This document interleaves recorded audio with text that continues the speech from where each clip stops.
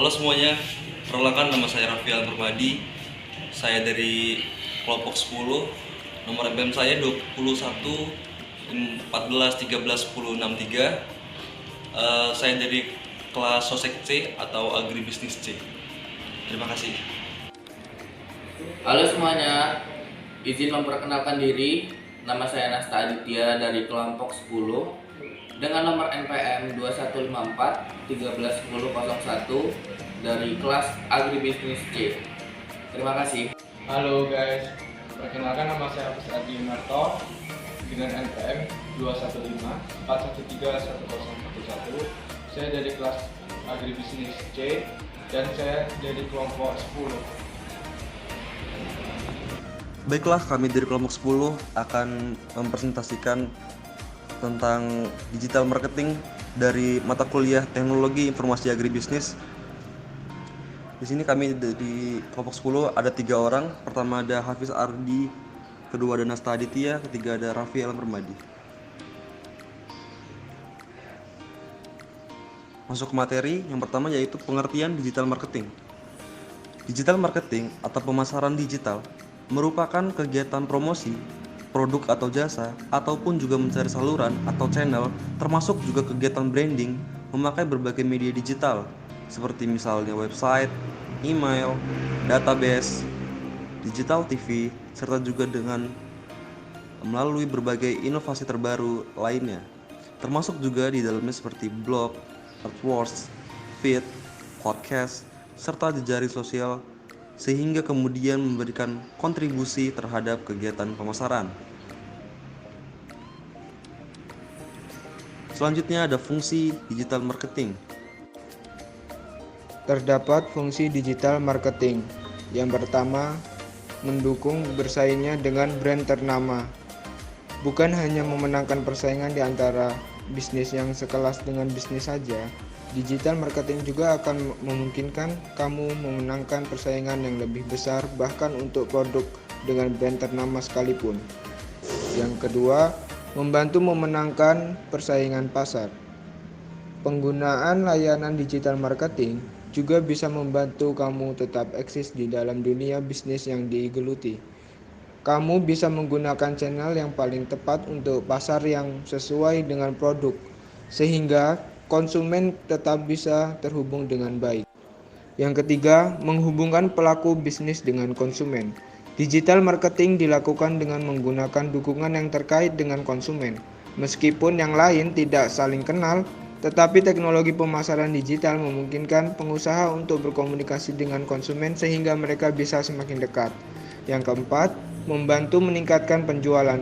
Fitur digital marketing berikutnya adalah untuk meningkatkan penjual produk atau pelayanan. Memang, pemasaran digital dapat menjangkau lebih banyak konsumen karena akses ke pemasaran digital dapat mencapai semua area yang terhubung ke internet. Tentu saja, ini akan memiliki dampak yang cukup besar pada peningkatan penjualan. Jenis-jenis digital marketing. Email marketing menggunakan aplikasi email dalam melakukan pemasaran, membuat pebisnis dapat menjadi lebih dekat dengan konsumennya. Search Engine Optimization atau SEO, perangkat yang digunakan untuk mengoptimalisasi halaman website yang Anda miliki agar dapat berada di atas mesin pencarian. Search Engine Marketing atau SEM, salah satu jenis strategi marketing yang ada pada zaman teknologi digital saat ini. Social Media Marketing atau SMM, mengenalkan dan memasarkan produk bisnis. Pekerjaan baru dengan adanya sosial media marketing atau SMM ini dapat profesi selebgram. Kelebihan digital marketing: dapat lebih hemat biaya, tidak perlu banyak SDM penjualan, tim pemasaran juga tidak perlu terjun ke lapangan. proses branding produk lebih mudah. Dan yang terakhir, potensi pertumbuhan drastis.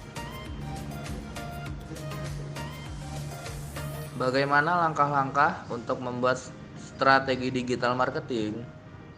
Yang pertama, menentukan media internet. Media internet merupakan media yang digunakan untuk menyimpan data produk, baik barang atau jasa yang kita miliki. Salah satunya website. Website dapat digunakan sebagai media informasi usaha, produk, dan kontak yang kita punyai.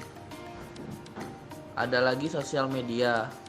Jenis sosial media untuk usaha dan produk yang kita miliki dapat berupa fanspage dan akun ofisial. Kita bisa membuatnya menggunakan Facebook, Instagram, Twitter, atau media sosial yang lain seperti yang ada pada era sekarang. Aplikasi mobile. Aplikasi mobile ini dapat menghasilkan konsumen yang loyal. Namun pembuatan aplikasi ini membutuhkan biaya yang lebih besar dari aplikasi yang lain. Yang kedua, menentukan teknologi dan konten. Teknologi dapat memberikan pengaruh yang besar terhadap performa digital marketing. Misalnya, platform yang digunakan untuk membuat website, sosial media yang akan digunakan untuk akun ofisial, dan media iklan yang akan digunakan untuk beriklan. Yang ketiga, mempertimbangkan biaya dan waktu. Setelah media internet, teknologi, dan konten ditentukan, maka dapat dipertimbangkan biaya dan waktu yang diperlukan untuk merealisasikan hal tersebut. Misalnya, untuk membuat website memerlukan biaya dan waktu yang lebih sedikit daripada membangun aplikasi untuk memasarkan produk. Yang keempat, go digital. Setelah itu, kita akan lebih siap ke langkah go digital dengan merealisasikan apa yang telah ditentukan sebelumnya. Bagaimana menentukan target audiens untuk rencana pemasaran? Dilakukan survei kepada customer saat ini. Apa saja masalah terbesar saat ini? Jika produk ini menyelesaikan masalah, berapa besar kita mau membayar? Media sosial apa yang paling sering kita gunakan? Siapa brand yang paling kita ingat saat ini dari produk yang kamu cari? Yang kedua, sebuah frustasi menjadi motivasi.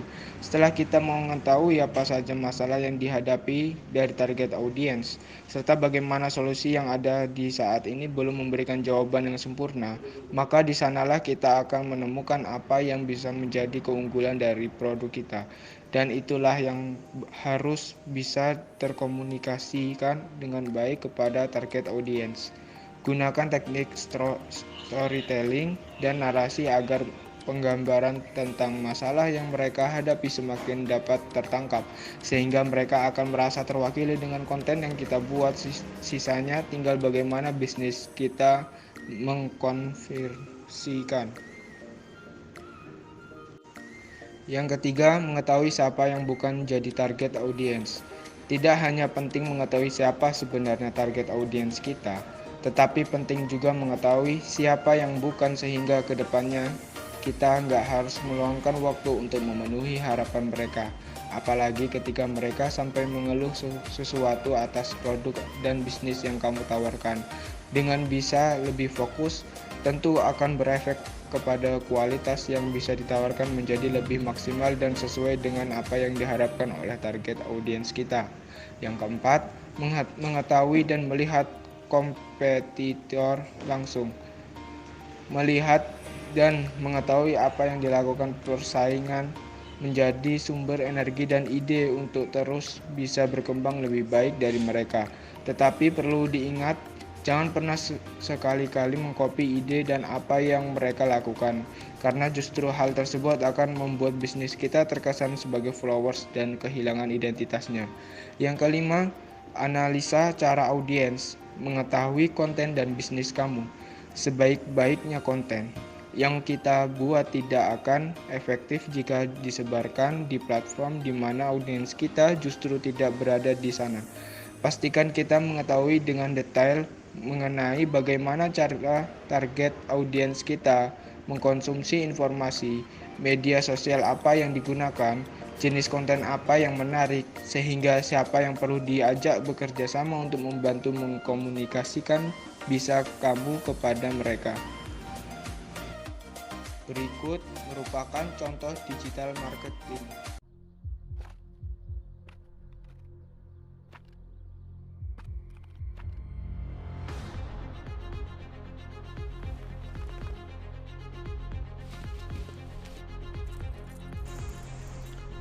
Triumph Bonneville Robber Motorcycle 2022 dibanderol dengan harga 536 juta dengan model Chrysler dengan kapasitas 1200 cc dengan tenaga maksimal 76 HP dengan opsi start listrik.